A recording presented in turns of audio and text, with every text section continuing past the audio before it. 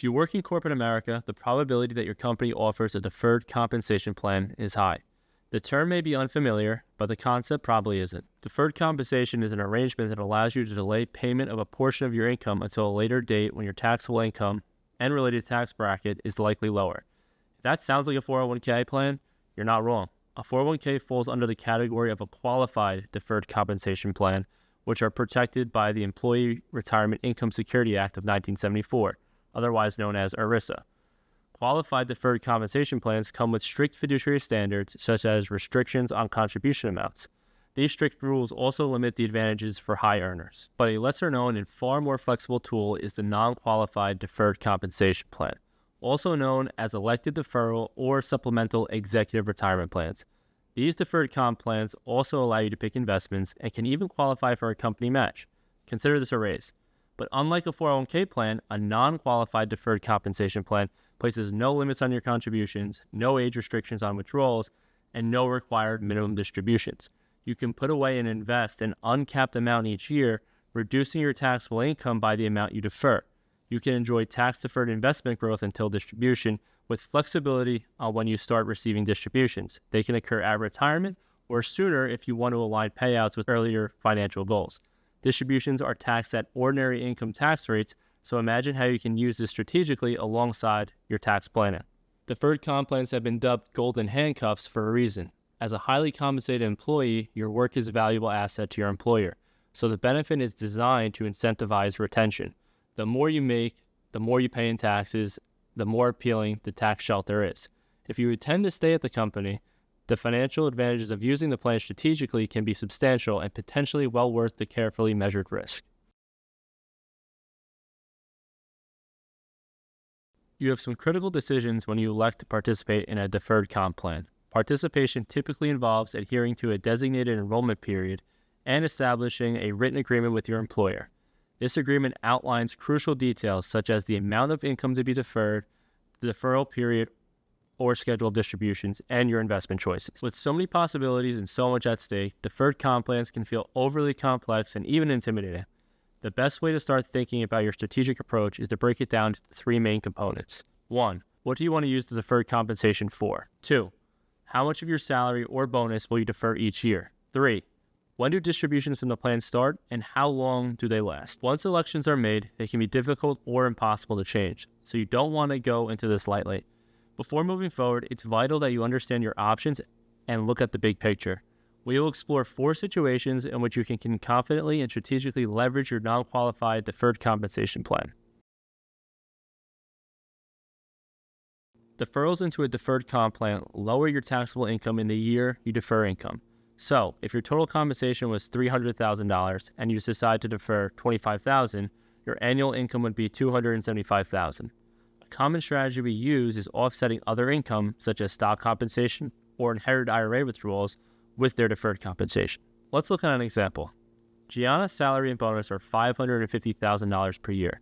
She also receives stock compensation in the form of restricted stock units, also known as RSUs, which on average is about another $50,000 per year. RSUs are taxed as ordinary income when they vest, regardless of whether you sell the stock. She inherited an IRA from her father and is currently withdrawing $25,000 per year, which will continue for the next several years. This puts her total income at $625,000, placing her in the highest federal tax bracket. Keeping tax calculations simple for this example, Gianna would have to pay just over $187,000 in federal taxes, making her effective tax rate 30.7%. Gianna does not need the additional $75,000 in income from the RSUs and IRA distribution, so she is losing a ton of money to taxes on income she will not be using right now. What can she do? Gianna's company offers her a deferred compensation plan. She decides to defer $75,000 of her bonus each year. This will offset the amount she receives from the stock comp and inherited IRA contributions. Let's take a look at the chart. As you can see, Gianna's current plan puts her just over the threshold for the highest tax bracket. Deferring $75,000 of her compensation allows Gianna to reduce her taxable income to $550,000, keeping her just beneath the highest tax bracket. And her federal tax bill will be reduced to $160,000, saving her about $27,000 in federal taxes. This strategy allows her to maintain the same lifestyle spending while the $75,000 she defers can be invested for retirement inside of her deferred comp plan. If she continues this over the next 10 years, that is an additional $750,000 in retirement savings, not including any investment growth. She can do this without spending any less or adjusting her lifestyle now. She'll also realize the potential advantage of paying less in taxes because when she takes distributions, she will be retired and hopefully in a lower tax bracket. This strategy is simple and effective. All it takes is aligning your deferred compensation distributions with a specific goal in mind. This goal can be anything from your children's education expenses to a down payment on a vacation home. Let's show you how this concept works.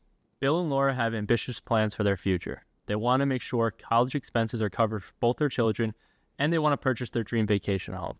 Their son will start college in 8 years and their daughter in 10 years. And they'd like to purchase their vacation home before the kids start college. Cash flow is great for Bill and Laura right now. Bill has a deferred compensation plan through his job, and he developed a strategy to defer salary over the next 6 years to fund the couple's goal. A common component of deferred comp plans is the ability to have multiple accounts within each plan. Each account can have its own investment strategy and distribution schedule. When you make your elections, you will decide which account you will be saving into. Bill's plan allows him to save to 3 different accounts inside his deferred comp plan. As you can see from the chart, Bill created 3 accounts, each with a specific goal in mind. Account number 1 will begin paying out in year 8 over 4 years to pay for his son's college. Account number 2 will begin paying out in year 10 over 4 years to pay for his daughter's college. Account number 3 will be paid out in a lump sum in year 7 to cover the down payment on the vacation home. Bill decides that deferring $50,000 per year into the accounts over the next 6 years will allow him to achieve his financial goals. Looking at the yellow boxes on the schedule, you can see that when distributions are made from the plan, they are each aligned with specific goals. It's important to note that we did not account for any investment in growth in this example. This is something you should consider when determining if this strategy is right for you. Also, deferred compensation distributions are taxed as ordinary income, so being aware of what your total taxable income is likely to be at the time of distribution is also crucial. If you decide that you want to retire early or before age 65, the question most people ask is, where will my income come from? Most people rely on Social Security to supplement their income in retirement. But how does that work if you retire earlier than you would like to begin drawing on Social Security income or before you become eligible? John and Sarah are a married couple who are both 60 years old. They plan to retire when they are 62 and would like to wait until 67 to take Social Security. John has a pension that will start when he retires at age 62. You can see that John and Sarah will have an income gap of $60,000 for the 5 years before Social Security kicks in. They will have to pull this from retirement accounts or other investments, which can lead to depleting assets sooner than anticipated. Let's examine an alternate scenario in which Sarah utilizes the deferred compensation plan through her employer. In this example, Sarah defers 50% of her yearly bonus until retirement. The deferred compensation plan is to be distributed over 5 years, starting when Sarah reaches age 62. This is what their projected income looks like using Sarah's deferred comp plan. The gap they previously had to make up is now filled by Sarah's distributions from her deferred comp plan. This has a significantly positive impact on their future because now the couple can let their retirement and investment assets continue to grow over the 5-year period and use those gains later to supplement their income. It's important to remember that a deferred compensation strategy like this needs to be reevaluated each year. There are a lot of moving parts to your plan. To stay on track, you need to adjust as needed constantly. For example, you may have some unexpected expenditures that affect your cash flow and may need more money in your paycheck instead of deferring that compensation for later. Let's face it, companies go through layoffs and restructuring all the time. Unfortunately, the employees usually feel the most impact, especially the more highly compensated ones. Having a plan in place in the event you were to get laid off is essential to your financial well-being. The good news is that if you have access to a deferred comp plan, it can be a great tool to hedge against uncertainty. Let's look at this in action. Mike has been a vice president at his company for the last 10 years and is currently 55 years old. One of his major concerns is how an unexpected layoff would affect him and his family financially. To hedge against this possibility, he began deferring a portion of his bonus each year through the company's deferred compensation plan. He set the distribution date as the day he separates or retires from his company, and the distributions will pay out over 5 years. The current value of the plan is $350,000. Looking at this chart, you can see that no matter when Mike leaves the company, he has a purpose for his deferred compensation.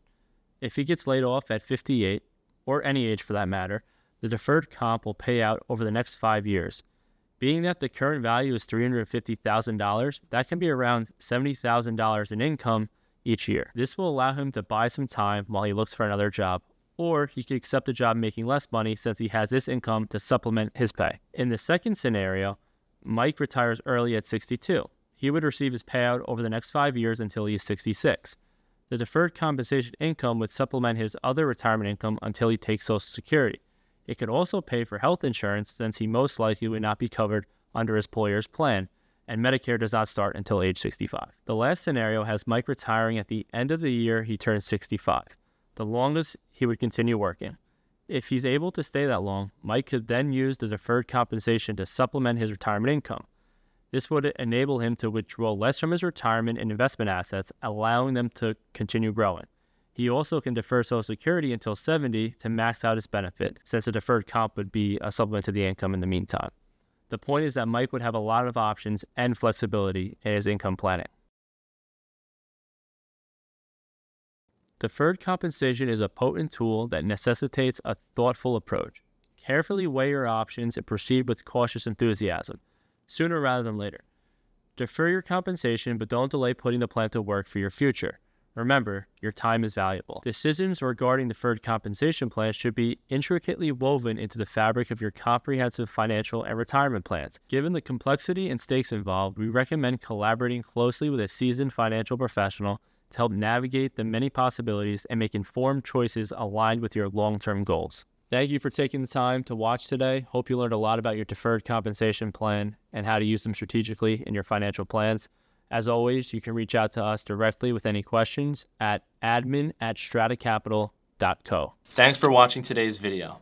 If you want to see exactly what we do for our clients in terms of reducing their tax bill, beefing up their investments, and planning for the future, or if you want to just book a quick telewealth call, click on the link in the description. See you on the next one.